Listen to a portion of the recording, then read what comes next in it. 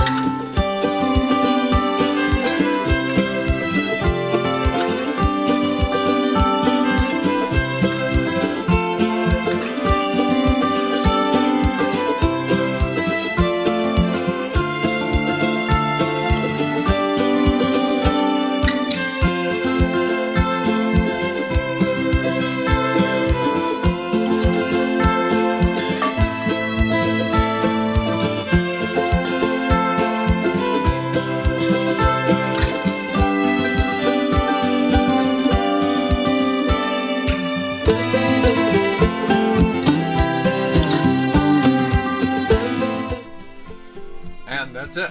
There you have it. So we've got 4 meals, and we used up all the ground beef, all the sausage. We used almost all the bacon. I got a few strips left. I'll cook it when I get home for a snack. That's it. So almost zero food waste.